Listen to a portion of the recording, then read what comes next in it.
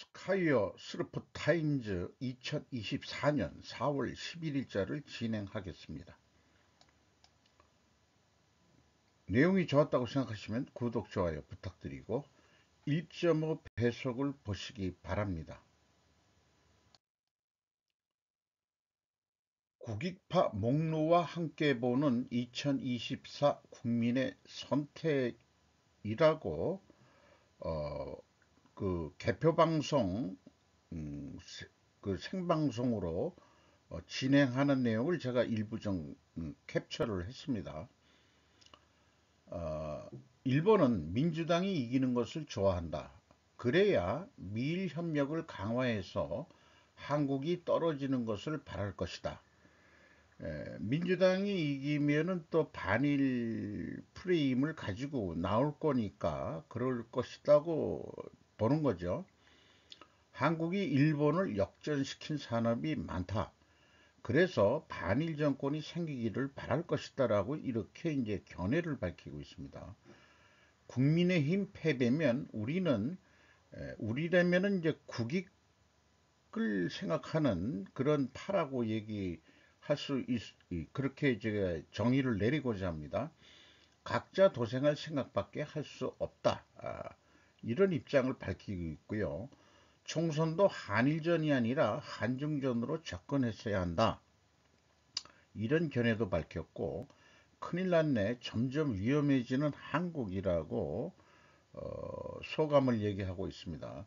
이번 선거는 대선과 연결될 것이고 미국은 공급망 개편 중 한국의 대기업 미국으로 가게 만들 것 같다. 이런 식으로 얘기를 하고 있습니다. 2024년 4월 11일 08시 현재 제가 검색을 해보니까 개표율이 99.88%고 투표율은 67%였고 개표수는 2,900만 60만 표 정도고 그렇습니다. 뭐 전에도 그렇지만 동쪽은 이제 국힘 쪽으로 그냥 거의 빨갛게 물들었고 서쪽 호남과 그 경기도 수도권까지 모두 그 파란색으로 그 물들어져 있습니다. 크게 변하지 않는 그 생각은 우리나라의 경제 발전이 이 부산에서부터 그 서울까지 올라가서 미래에는 저기 그 신의주까지 올라가기를 바라지만은 이 발전축에서 그동안에 그 항상 소외되어 왔다고 생각하는 그 호남 이런 쪽이 계속해서 그 영향을 미치고 서울 그 경기 수도권에 그 호남 인구들이 꽤 많이 유입이 되어 있는 것도 현실이고요. 일반 서민들이 또 이 수도권에 많이 있죠. 그래서 많이 하는 얘기가 아니 뭐 제 자신도 그렇지만은 이번에 그 향후 우리나라 이 앞날에 그 발전할 수 있는 그 산업이 그 반도체 뭐 IC 이런 계통이라면은 그게 그 경인 지방의 중심으로 그 클러스터를 투자한다고 돼 있었는데 이 새만금 쪽하고 그 전북이죠. 거기는 여기 새만금 쪽하고 그다음에 그 호남 쪽에 그 산업 클러스터를 만들어야 된다라 이렇게 저는 개인적으로 매번 그 주장을 했는데 그 윤 정권은 그런 생각을 못했던 모양이에요. 그 정권 창출을 더 원한다면은 그런 식으로 좀 했어야 되는데 그 수십 년 전부터 그 들어본 얘기는 왜 이 전라도 깡패가 그렇게 드세냐. 그 다음에 이제 서울에서도 대부분 그 유흥 음식점 하는 사람들이 그 전라도 사람들이 많은데 이거 왜 그러냐. 이렇게 했을 때 딱 경상도 애들이 다 헤쳐먹으니까 할 게 없으니까 올라와가지고 할 게 뭐 있냐. 이런 얘기. 그래서 이쪽에서 그 먹고 살 길이 없으니까 서울 올라가가지고 음식점이나 그 술집이나 이런 걸 하면서 그래서 그 조폭도 많이 생긴 거 아니냐 이렇게 항변하는 그건 뭐 그런 거 하고 싶어서 그랬겠냐? 그것도 생존을 위해서 그렇게 된 거지. 그게 누구 말인가 하면은 그 제가 그 동서화합을 한 사람이거든요. 음. 그래서 그러면 저기 경제 발전을 좀 시켜주면 좀 될 텐데 그런 생각을 좀 해봤습니다. 음, 저는 제가 동서화합을 했다는 얘기는 그 결혼을 그 아주 그 이 전남 아주 그 이 출신 분하고 저하고 결혼을 했어요. 저는 이 동쪽 출신이라고 보시면 되겠습니다. 서울 출신이긴 하지만은 부모님이 그 이 상주 쪽에서 어렸을 때 사셨다는 얘기를 들었기 때문에 뭐 그렇지만 저는 뭐 서울이지만 동서화합을 했다 이렇게 생각을 했었습니다. 아, 자, 그 제가 얘기하는 대로 이 지금 부산에서부터 서울로 올라오는 경제 벨트는 어느 정도 좀 됐다면은 자, 이제는 그 이 곡창지대라고 하지만은 인구도 줄고 그런 것도 있으니까 또 우리나라 인구 감소 뭐 이런 거 계속 그 고민하고 있지 않습니까?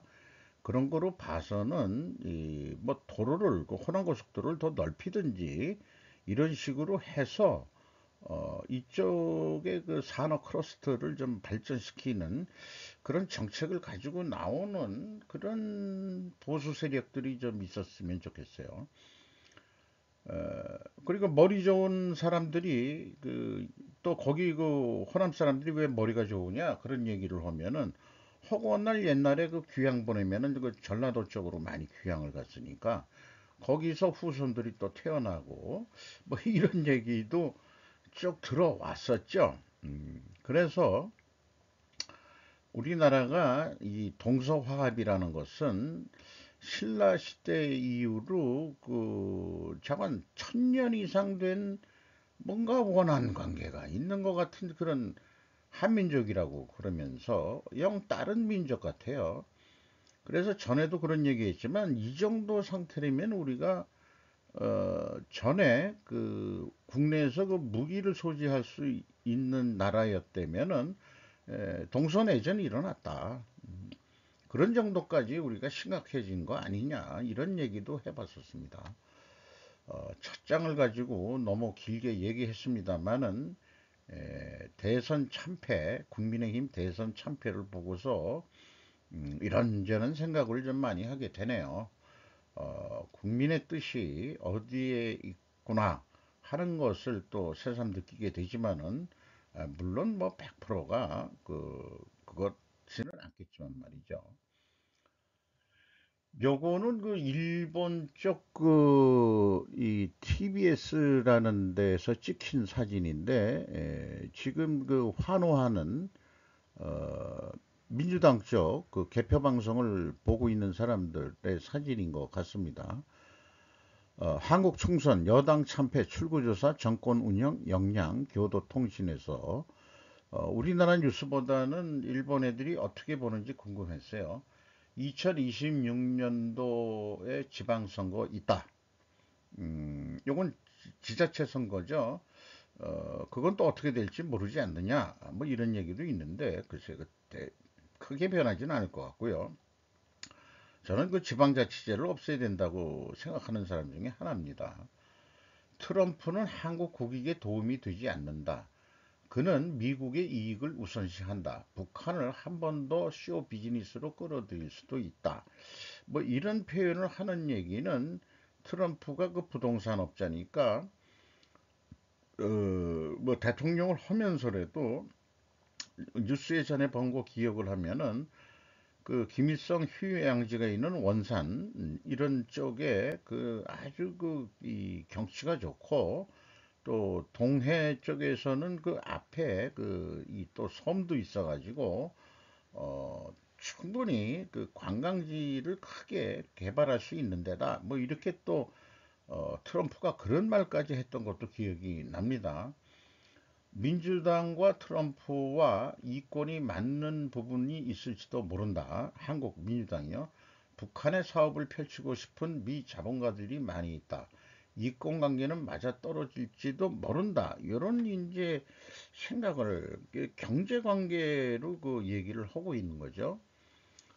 그래서 다가오는 변화에 대비해야 할 것. 우리나라가 뭐 남미화 되는 거 아니냐. 근데 이 남미화라는 게 좌익이라는 얘기인데 그 요즘 좌익 그 남미 쪽이 중남미 쪽이 그 어, 극우화되고 있다고 했는데 요거는 그 인용을 좀 비유를 좀 조금 그 어울리지 않지 않느냐. 중남미도 좀 변하고 있는데 이런 생각을 좀 해보고요. 유엔의 어젠다가는 유엔의 어젠다가 어, 매우 유사하며 요거는 제가 좀 잘못 표현했습니다. 어, 그 좌파들의 그 어젠다가 유엔의 어젠다와 매우 흡사하며 전체주의가 녹아들어가 있다라고 이렇게 진단을 하고 있습니다. 그리고 영국 자체도 국민연금 개입으로 영향력을 행사했던 첫 국가가 영국이었다. 이런 것도 소개를 하고 디지털 전체주의가 글로벌 금융 세력의 목적이냐. 이렇게 그 세계 전반에 돌아가는 방향에 대해서도 견해를 좀 밝히고 있네요. 조선일보 쪽만 보수 언론이라고 하는 조선일보 쪽 그 뉴스 제목만 가져왔는데 민주당 선거 3연패 후 부활 완벽히 이재명당 됐다. 용산은 불통 여당은 전략 부재 보수 지지층도 등 돌렸다. 이런 제목만 가져왔어요. 그런데 이제 그 뭐 그 다른 뉴스도 이런 게 있겠지만은 PPP 국민의힘의 인재가 약하다는 결론도 낼 수 있는 거 아니냐 이런 생각을 해보게 됩니다.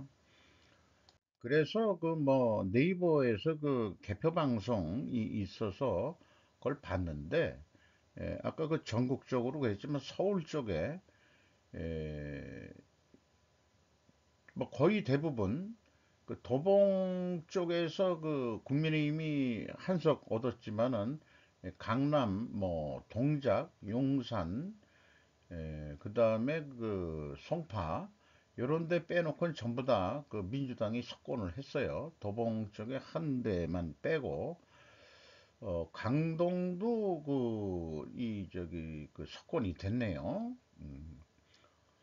인천 쪽 그 뭐 이, 이쪽에 그 넓이는 넓지만은 더불어민주당이 12석, 국민의힘이 2석.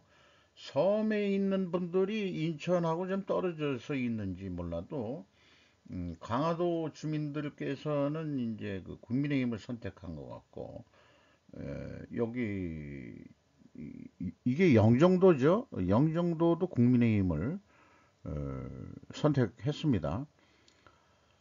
경기도 우리 서울하고 경기도의 인구의 반이 차지하니까 이게 그 한국의 정서를 대표한다고 저는 보기 때문에 여기만 좀 인용을 해 봅니다.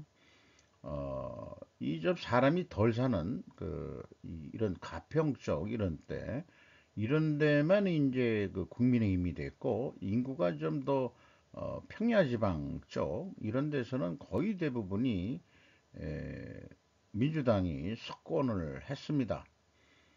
이게 현실이 된 거죠. 치물에 있는 국민의힘 개표 방송을 보는 사람인데 향후 한동훈 그 비대위원장의 거취가 주목이 됩니다. 한 오늘 10시경 정도에 입장 발표문을 뭐 한다는 뉴스도 잠깐 봤습니다. 조이신문, 아사히 신문에서는 어떻게 보도했냐? 그 한국 총선 야당 단독 과반 획득 현지 보도 대통령은 구심력 저하 물음표를 좀 붙였는데 오타 나름이라고 서울 주재 기자인 것 같습니다. KBS에서 보도 내용을 인용했습니다. 11일 진보 성향의 제1야당인 더불어민주당이 소선거에서 단독 과반인 161석을 획득했다고 10일 밝혔다. 비례대표를 포함하여는 170이 넘는 압승이 될 것으로 예상된다. 200석 이상이 돼야 뭐 탄핵 뭐 이런 것도 할 수 있는데 그거는 좀 이번에 그 면할 것으로 보인다. 이렇게 얘기를 하고 있고요. 5월로 취임 이제 2년을 맞는 윤석열 정권인데 중간평가로 자리 잡고 있어 대패로 윤 전 대변인이 구심력 저하가 불가피하다. 이렇게 얘기를 하고 있네요. 야권 세력이 180석을 넘으면 국회에서 여야 대결 법안을 신속하게 처리할 수 있는 제도를 쓸 수 있게 된다. 여야가 박빙으로 비슷비슷해야 그게 좋은 건지 아니면은 뭐 어떤 건지 잘 모르겠습니다만은 어, 이 민주당에 항상 그 이 사람 이해찬 씨죠? 이제는 늙어서 좀 집에 가서 쉬시라 그래도 자꾸 나오셔가지고 또큰큰 역할을 하는 것도 없는 것 같은데 어찌 보면은 그 이분은 뭐 알고 어떻게 하다 보니까 나중에 알고 보니까는 학교 2년 선배긴 하더라고요. 그건 그렇고 어쨌든 제 표현은 쎄쎄가 이겼다. 아, 그러니까 친중 세력이 이겼다. 이렇게 또 해볼 수도 표현해 볼 수도 있지 않겠냐. 저는 그 반중 입장입니다. 북한 김정은은 지금이 전쟁 준비를 할 때라고 말했다고 조선중앙통신이 전했습니다.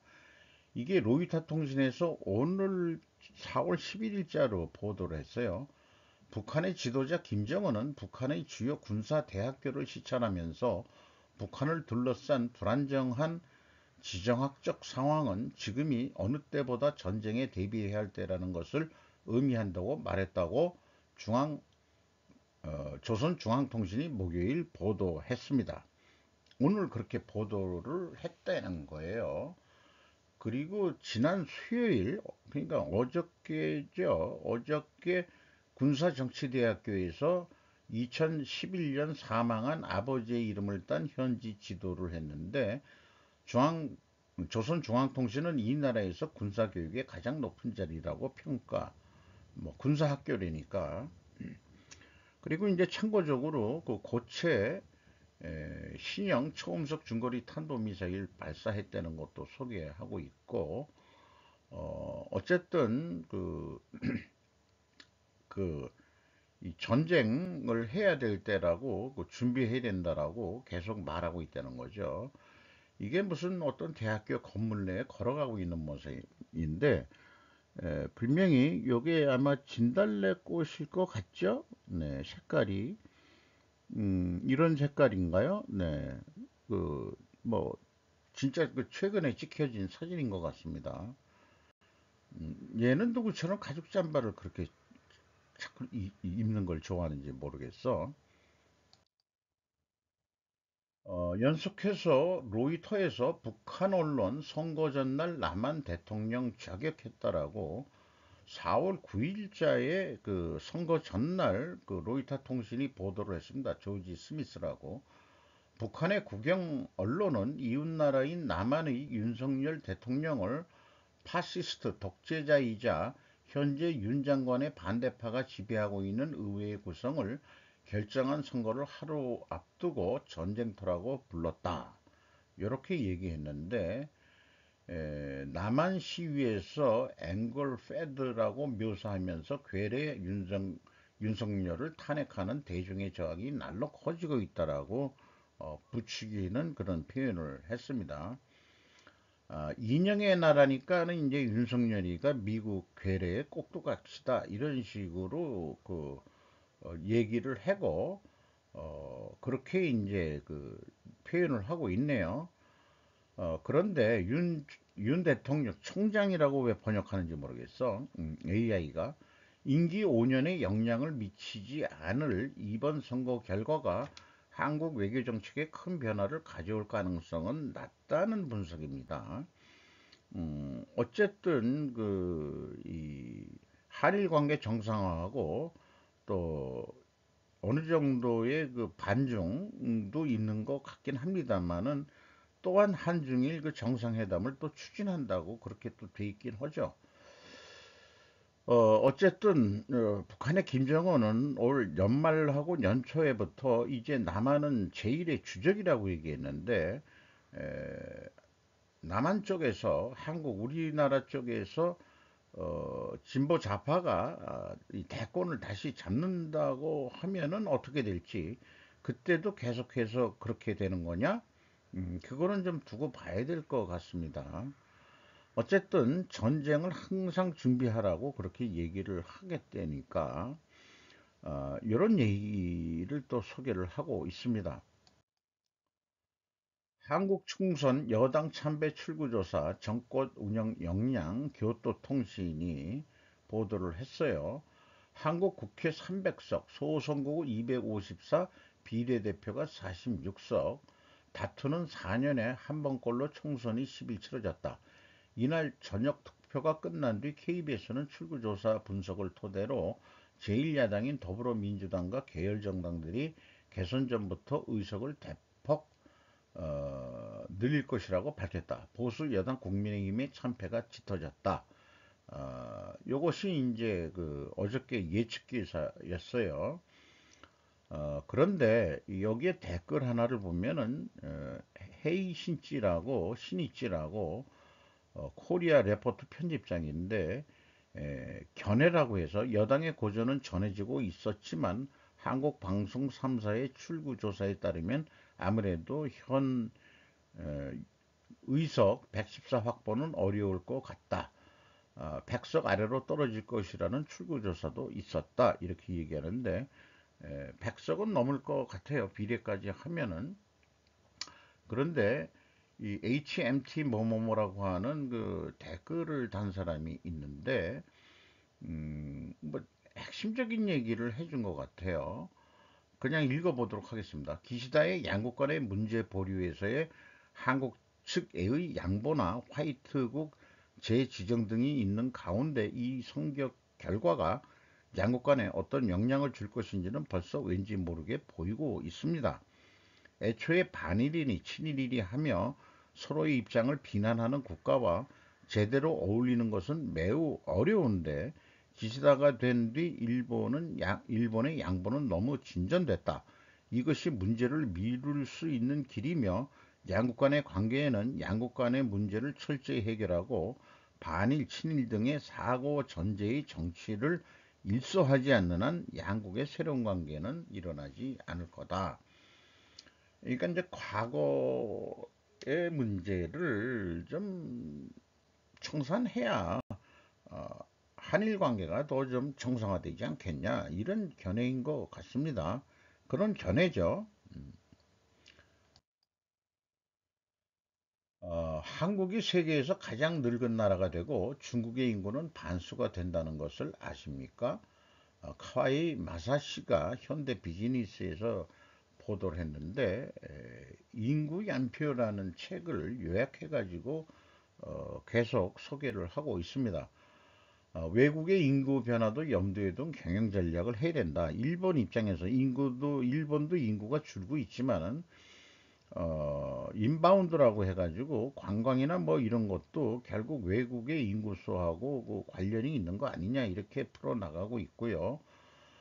동아시아하고 동남아시아의 장래성은 위태롭다 이렇게 진단을 하고 있고 향후 이 사우스라고 그러죠. 사우스 어, 중앙 남아시아의 인구가 동아시아 동남아시아를 제치고 사하라 사막 이남의 아프리카가 손색 없는 규모로 확대되는 3대 권역 시대가 될 것이라는 점이다. 그래서 그런 쪽하고도 이제 먹고 살기 위해서 거래를 확실히 많이 해야 되지 않냐. 여기에 이제 인도 얘기도 들어가 있고요. 어, 뭐, 좀 발췌해서 가져온 겁니다만은, 격변하는 한국과 중국이라고 표현을 했는데, 자건 한국이 이 세계 최고의 그 초저 출산율이죠. 이러다가는 한국이 소멸한다 뭐 이런 얘기 하는데 저는 뭐 생각이 좀 틀립니다만은 어, 자관 그 2070년대 고령화율은 46.4%로 생산 연령 인구는 46.1%로 죄송합니다. 윗돌게 될 거다. 벌써부터 저는 그 저성장이 그 우리의 그 뉴노멀이다라고 쭉 그 슬퍼 타임즈 주제로 말씀을 드리고 있습니다만은 그러나 인구 감소가 되더라도 선진국이 1인당 GDP가 높은 이유는 국가의 경제 규모가 크니까 GDP가 올라가는 거 아니에요? 그렇게 만들면 되는 거 아니냐? 이런 생각도 있고 중국도 한국과 마찬가지로 위기상이라고 얘기는 하고 있어요. 그러니까 인구수가 많으면 경제가 좋으냐? 그것만은 또 아니지 않느냐 이거예요. 제 얘기는. 그리고 또 하나 여기에서 지금 빼뜨리고 있는데 사실 그 김정은이가 그 아버지 유운을 그 버리고 우리를 제일의 주적이라고 이렇게 얘기를 했는데 저 개인적으로는 저도 그래요. 우리가 남이가 이 얘기는 하고 싶다 이거예요.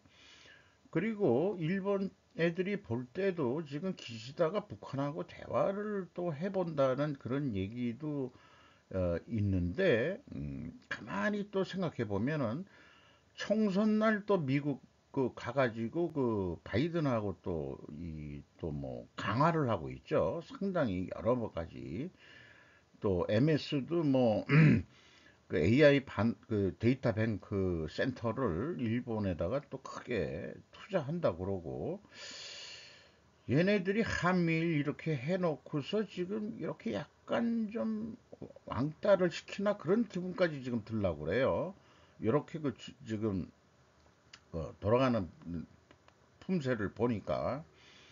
근데 이게 생각을 해야 되는 게 한반도를 합쳐가지고 인구수를 해서 본다면은 그게 꼭 나중에 어떻게 될 거냐. 그러니까 어 사실 우리 그 한반도 그 통일이 되고서의 한국을 좀 생각해 보고 싶은 그런 욕망이 또 나요. 그런 건 또 어쩔 수 없는 것 같습니다. 어, 저도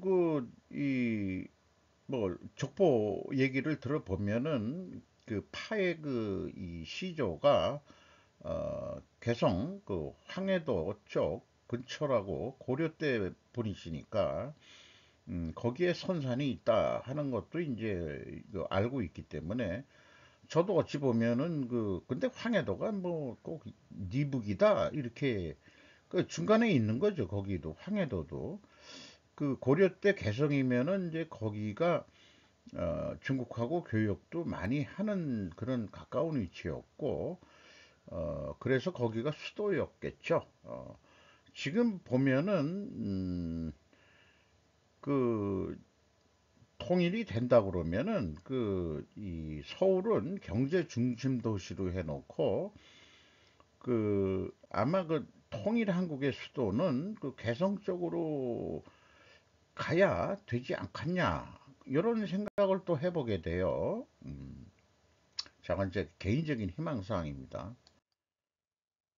옐런 미 재무장관의 방중으로 주목받는 과잉 생산은 대중국에서 가장 우려할 만한 문제인가라고 쭉 그런 식으로 보도를 했는데 생각을 달리 해야 되는 거 아니냐라고 토미 사카 사토시 척식대 해외 사정연구소 교수 언론 매체가 어디 안 보입니다.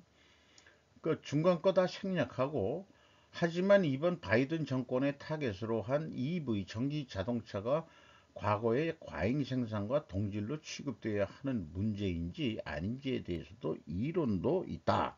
자기 견해만이 아니고 예를 들면 미국 블룸버그다 기사 중국의 과잉 생산 능력에 대한 미국의 불만은 모두 데이터에 뒷받침되지 않았다라고 4월 3일자 얘기를 하고 있고요.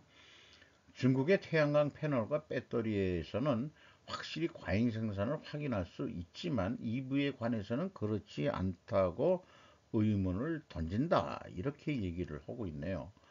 중국 기업은 과잉 생산이 아니라 효율적? 요거는 제가 그 의문표를 좀 붙여 봅니다.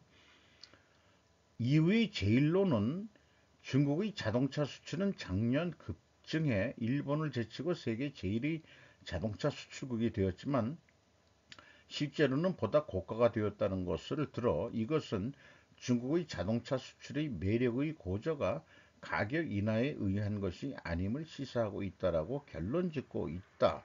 이렇게 얘기를 하고 있고요. 중국은 순수 전기차와 하이브리드차 세계 최대 시장으로 지난해 국내 판매량이 36% 급증했고 올해는 25% 성장할 것으로 전망된다. 중국 자체 내 그 수요가 많다는 얘기죠. 내수. 그래서 생산량이 많은 거고. 그리고 생산량에서 수출이 차지하는 비중은 독일, 일본, 한국과 같은 다른 자동차 생산국에 비해 훨씬 낮다는 것도 이유라고 한다. 그러니까 그 과잉 생산과 덤핑 수출에서 전체는 그럴지 모르지만 EV는 그거 아니지 않느냐 이런 얘기 같아요. 중국의 경쟁력이 보조금의 의지가 아니라 실력에 의해 뒷받침된 것일지도 모른다고 하는 지적은 미 전기 자동차 대기업 테슬라의 앨런 머스크 최고 경영 책임자가 중국의 EV 메이커를 가장 경쟁력이 있다라고 평가했다. 무역 장벽이었으면 동업 구축도 해보고 싶다. 뭐 이런 얘기를 했다는 거예요. 그래서 만약 그렇다면 구미도 일본도 조금 싸우는 것을 좀 더 재검토할 때가 있는 거 아니냐. 그렇지 않으면 화해의 전철을 밟을 것이 틀림없다.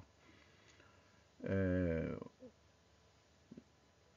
그 실력이나 뭐 이런 거로 하는 게 아니고 거기에 뭐 스파이웨어가 심어져 있다는가 이런 식으로 해서 결국 정치적으로 하는 건데 글쎄요 이분의 얘기도 뭐 일리가 있는 얘기인데 경제란 것은 사실 정치하고 경제하고 동전의 양면이니까 그렇게 쉽게 얘기할 수 있는 성격 같지는 않습니다. 어, 다만 중국이 보조금이 많은 것은 현실 아니냐 하는데 약간 이 사람의 생각은 친중적인 그런 냄새가 좀 나긴 나네요. 반도체 쟁탈 2개월 이내에 1년분의 확정 발주를로 해외 기업은 축단했지만 일본 기업은 품위스러워 때우지 못한다. 어, 괴테라고 발음해야 될 것 같습니다.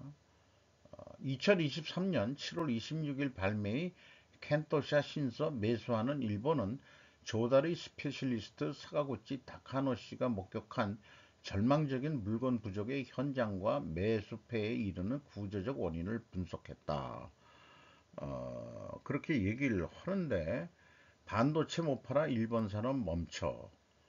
어, 뭐 이런 식으로 쭉 얘기를 했는데 급하고 그러면은 우선 의사결정이 해야 되는데 핵심적인 거는 어, 담당자가 품위서를 써 중간관리직 부장 임원 그리고 무수한 승인을 얻고 있었다. 그러는 사이에 이미 게임은 끝났다. 이런 얘기에 한마디로 그거 아주 그냥 피부에 와닿는 얘기입니다. 우리도 그 품위서라는 거 일본식 용어로 그 기업 생활할 때 뭔가 그 의사결정 해가지고 해나가면 다 품위서를 썼으니까요.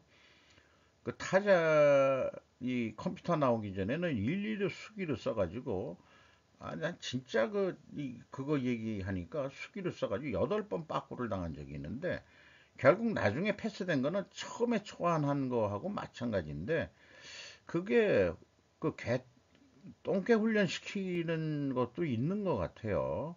왜 그렇게 못 살게 굴었는지 이 상관 새끼가 결국 그 나보다도 뭐 짧게 근무하고 그만둔 사람인데 전혀 존경할 가치가 없는 그런 거가 느껴집니다. 어쨌든 그런 그 어렸을 때의 그 기억이 나네요. 일본의 의사결정 과정이 문제라는 것 이렇게 쭉 여러 가지 얘기를 했는데 뭐 급해가지고 가짜도 뭐 이렇게 물건을 받아본 적이 있고 뭐 그런 얘기까지 쭉그 얘기를 하고 있습니다. 어쨌든 이 미국 본사가 생산이나 할당을 결정하고 있어 일본 내 그 지사가 에, 뭐라고 얘기하더라도 결국은 납품이 안 되고 납기 지연이 되고 그런 거를 했었다. 그러니까 일본이 요즘 반도체 뭐 이런 거 다시 강국이 되고 뭐 이런 걸 저런 걸 한다고 그러지만은 그 전반적인 어떤 의사결정 시스템이라든지 이런 것들 그래서 저도 나이를 하면서 품위서 제도가 없어진 건 아닌데 제가 그냥 경험해 본 바에 의하면 그렇습니다. 핵심적인 것은 구두로 결정됩니다. 밀실에서. 밀실이라고 꼭 얘기는 할 거 아니지만 이게 상황이 그래? 알았어. 발주부터 내. 그래 발주서를 먼저 내보내고 그 다음에 품위서는 요식행위로 천천히 그 뭐 야근을 하면서라도 작성한 적이 있고 뭐 그렇습니다만은 뭐 원료 확보가 급하다든지 뭐 이런 경우 원료가 참 중요해요. 제품 생산해 가지고 재고 관리도 중요하지만 원료 확보 이런 거로 봤을 때는 참 이 인생의 결정은 꼭 문서나 이런 거 있기 전에 먼저 사람의 머리가 돌아가서 의사결정한 거를 행동으로 바로 액션으로 들어가는 그런 경영이 필요하다 이런 얘기가 되겠죠. 일본이 그런 걸 못했다 이렇게 얘기를 하는데 그러고도 세계 경제 2대 국가가 돼가지고 미국한테 견제를 받아가지고 그렇게 잃어버린 30년을 했는데 이제 다시 잘해보겠다고 한다면은 아마 그 품위서 제도 같은 거 이런 거 없어져야 되겠지요. 이렇게 해가지고는 사진처럼 해가지고는 안 될 거라고 봅니다. 그건 뭐 한국도 마찬가지겠죠. 마치도록 하겠습니다.